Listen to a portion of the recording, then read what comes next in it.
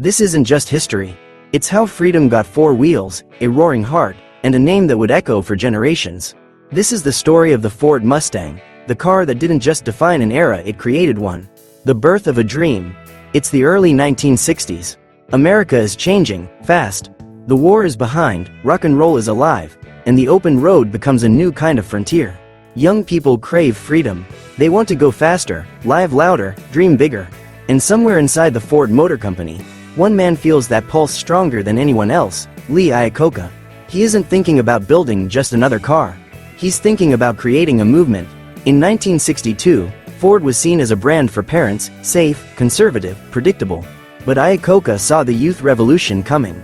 He wanted something affordable, fast, and beautiful, a car that could make anyone feel alive. That idea became Project T5. The world would soon know it as the Mustang. The vision takes shape. The Mustang wasn't born in a boardroom. It was born in sketches, coffee-stained napkins, and late-night arguments about what freedom should look like. The design team, led by Joe Oros and Gail Halderman, took inspiration from fighter planes and racehorses. They imagined a long hood, a short rear deck, sharp lines that made it look like it was moving even when standing still. The name, Mustang, was suggested after the legendary P-51 fighter plane of World War II. But it also evoked the wild, untamed horse of the American West. It was power, independence, and rebellion, all in one word. Every element told a story. The galloping horse on the grille, the triple tail lights like jet exhausts, and the stance, low, lean, predatory. This wasn't a car you simply drove. It was a car that chose you. The marketing revolution. When Ford prepared to launch the Mustang in 1964, they didn't just release a car. They released a cultural bombshell. The company spent over $10 million on the campaign, an unheard of sum for the time. They placed ads everywhere. TV, magazines, billboards, even airports. And then came the masterstroke. The Mustang debuted simultaneously on all three major American TV networks. Within 24 hours of its release, 22,000 Mustangs were sold. In the first year, more than 400,000. Ford had tapped into something primal, the American desire to own a piece of freedom. Dealerships couldn't keep up. Crowds were lining up outside, people fighting over colors and trim options. And suddenly, the Mustang wasn't just a car, it was a social movement. It became the ride of young dreamers, rebels, musicians, and movie stars. It was affordable enough for college kids and stylish enough for Hollywood. It transcended demographics and united generations around one feeling, the thrill of the open road. The cultural icon. Then came cinema. When Steve McQueen raced through the streets of San Francisco in Bullitt, 1968, the Mustang became immortal. That dark green fastback, growling through narrow alleys, sliding around corners. It wasn't just a chase scene. It was a statement.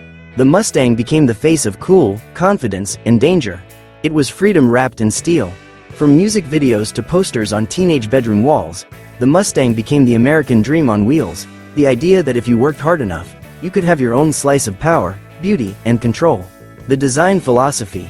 Unlike its European rivals, the Mustang was never about perfection. It was about emotion. It didn't whisper elegance, it shouted passion. Its proportions were deliberately bold. The long hood symbolized ambition, the rear curves hinted at untamed energy. Ford's designers crafted it for the heart, not the stopwatch. But beneath the romance, there was innovation. The Mustang introduced modular platforms, wide customization options, and a philosophy that style should be personal. You could build your dream Mustang, with your choice of color, power, and soul. This personalization changed car marketing forever. It wasn't about what the company made, it was about what you desired. Trials and evolution. Of course, legends evolve. Through the 70s oil crisis, the 80s power wars, the 90s nostalgia, the Mustang changed faces but never lost its spirit. Even when the world turned toward efficiency, the Mustang kept its growl. Each new generation reflected America's heartbeat, sometimes restrained, sometimes roaring, but always alive. When the modern Mustang returned in the 2000s with its retro-inspired design, the world was ready to fall in love again. It wasn't just nostalgia, it was rebirth. Sculpted lines, LED eyes, and that unmistakable sound, the car didn't just look back at history. It honored it.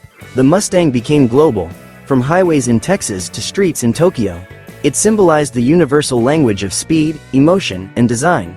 And when Ford launched the electric Mustang Mach-E, it proved that even legends can evolve without losing their soul.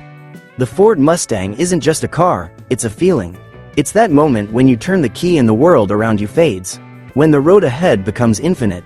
When freedom stops being an idea and becomes a sound, deep, raw, alive. It's the heartbeat of America, and the dream that refuses to die. Because legends don't fade, they shift gears. And the Mustang keeps galloping.